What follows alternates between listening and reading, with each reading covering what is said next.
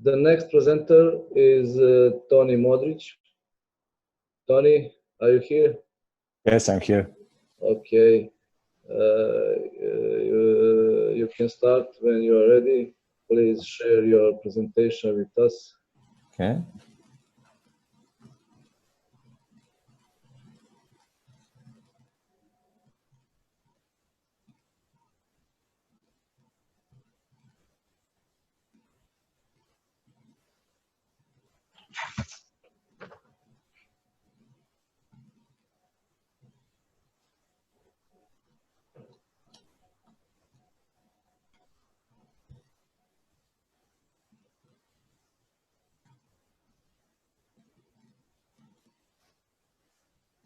Okay.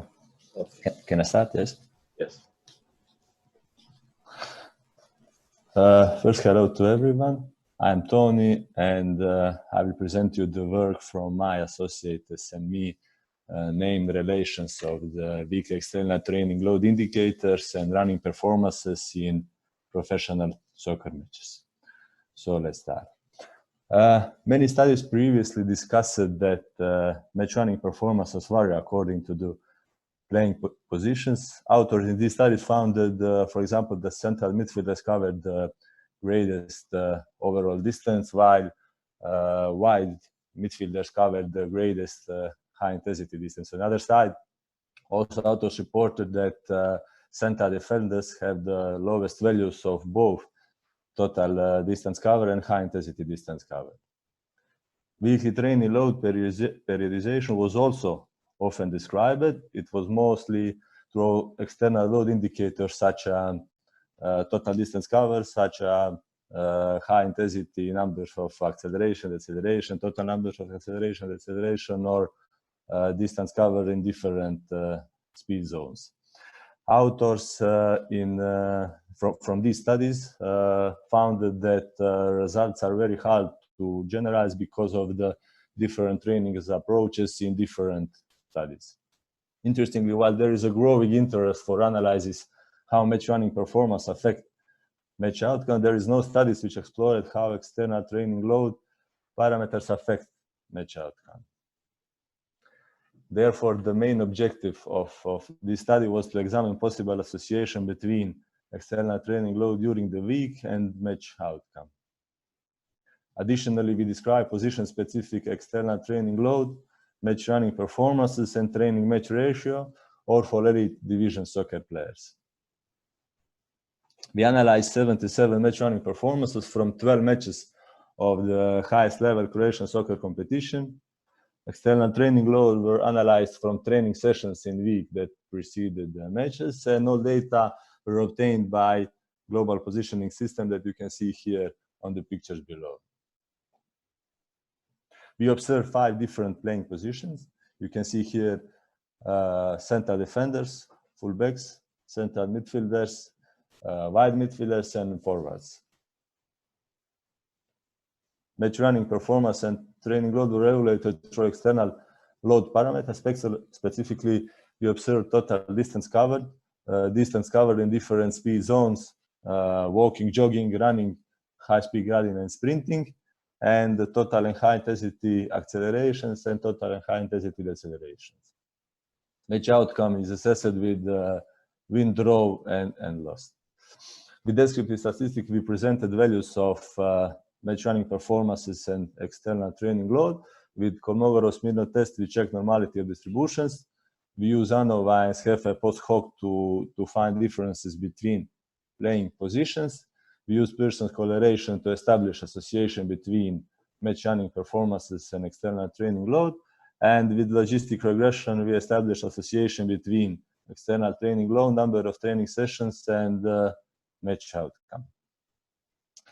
And we found that all match running performance variables vary between playing positions. So similar like in the beginning mentioned studies, in our study we found also that central midfielders covered the greatest overall distance, that wide midfielders and forwards covered the greatest high intensity distance, and that central defenders have the lowest values of both total distance covered and high intensity distance covered.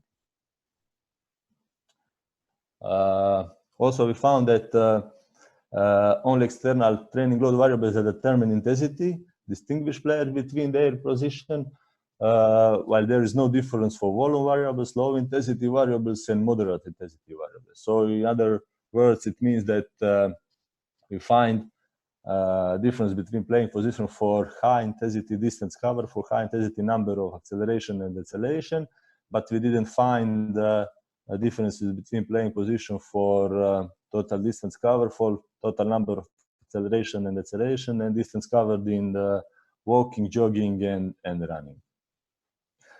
Additionally, we found that training match ratio was lower for high intensity distance cover for all playing positions. So it seems that volume variables and low intensity distance cover were more emphasized through weekly training session than distance cover on higher speeds like high speed running or sprinting. In the main findings, we found inverse association of match outcome and external training load, and positive correlation of match outcome with weekly number of training sessions. Altogether, it means that teams' positive achievement will be greater in weeks with lower numbers of training sessions and lower values of external training load.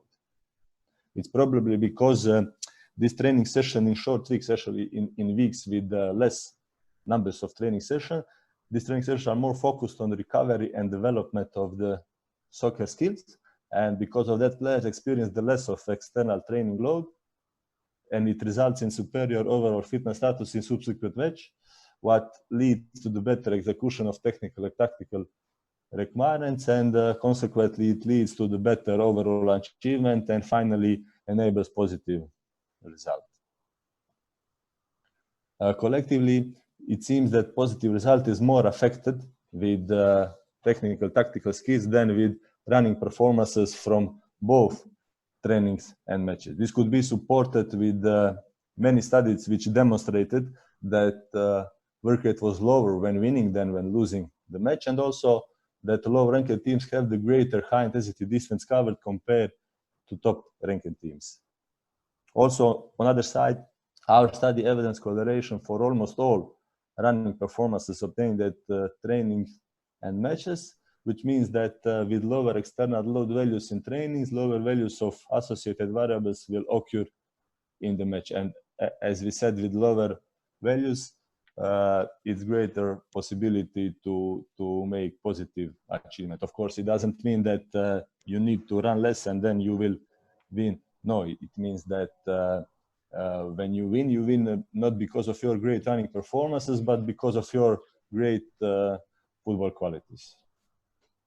And in the end, the most important finding of this study is the fact that chances for positive match outcome were greater in weeks when team participate in fewer training sessions and consequently had the lower values of external training load. This information can be very useful for making in-season periodization. Thank you for attention, and if you have any questions, feel free to ask.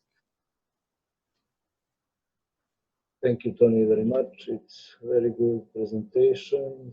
Are there any questions for Toni?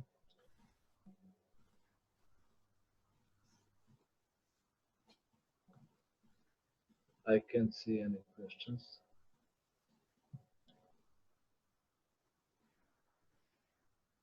Okay, Toni, thank you. I hope see you next year in Dubrovnik. I hope so also. Thank you. Bye.